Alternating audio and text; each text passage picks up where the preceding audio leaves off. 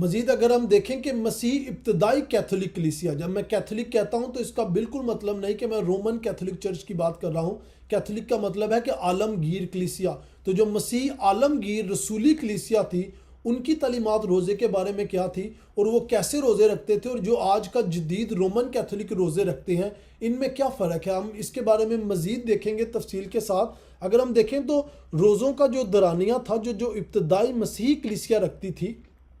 وہ بدھ اور جمعے کے دن روزہ رکھنے کی ترکیب دی جاتی تھی اس میں، تاکہ فقی فریسیوں سے اور منافقین سے الگ دکھائی دے جو منگل اور جمعرات کو روزہ رکھتے تھے۔ روزے کی کوئی مخصوص مدت مقرر نہیں تھی اس وقت، اور یہ قیامت المسیح کی تیاری کے طور پر رکھے جاتے تھے، اور نہ ہی اب تک 40 دن کے روزوں کے دورانیے کا کوئی تصور موجود تھا، کیونکہ یہ 4 صدی کے قریب معیاری طور پر قائم کیا گیا تھا۔ دوسری طرف اگر ہم رومن کیتھولک چرچ میں دیکھیں تو رومن کیتھولک چرچ 40 دن کے روزے مناتی ہے، جن میں اتوار کے دن کو شمار نہیں کیا جاتا۔ یہ راک کے بدھ سے شروع ہو کر قیامت المسیح کے اتوار سے پہلے ہفتے کو ختم ہوتا ہے، اور اس میں انسان ساختہ رسومات جیسے راک کا بدھ منانا اور بعض کھانے پینے کی چیزوں سے پرہیز کرنا شامل ہے۔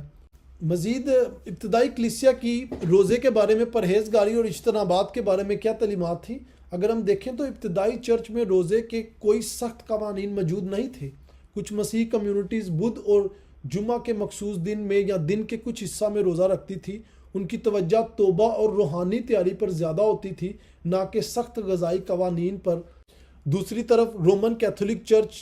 جو ہے وہ روزے کے دوران مخصوص پرہیزگاری اور اجتنابات کی تعلیم دیتی ہے، جیسے روزوں کے دوران جمعہ کو گوشت اور اکثر دودھ سے پرہیز کرنا، جو زیادہ تر غیر مسیحی رسم و رواج پر مرکوز ہے، نہ کہ روزے کے گہرے روحانی مقصد پر۔ مزید اگر ہم روزوں کے دوران عبادات کے بارے میں بات کریں تو ابتدائی مسیحی دعا اور جماعتی عبادت کے لیے جمع ہوتی تھی، لیکن روزوں کے موجودہ عبادتی کیلنڈر کی طرح کوئی رسمی نظام موجود نہیں تھا۔ روزے کے آغاز کے لیے راک کے بدھ یا سر پر راکھ لگانے جیسی کوئی غیر مسیحی رسومات نہیں کی جاتی تھی، لیکن دوسری طرف رومن کیتھولک چرچ کی جانب سے جو تھی وہ ایک پروپر عبادتی رسومات واضح طور پر پیش کی گئیں، جن میں راکھ کا بدھ، روزوں کا پہلا بدھ جو ہوتا ہے، شامل کیا گیا، جب لوگ راکھ کو توبہ اور موت کے نشان کے طور پر اپنی پیشانی پر لگواتے تھے، اور روزوں کے دوران کلیسیا خصوصی عبادات جیسے کہ صلیبی 14 مقام اور عید قیامت المسیح کی تیاری کے لیے مقدس ہفتہ کو مناتی ہے۔ اگر ہم ان کی تھیولوجیکل اہمیت دیکھیں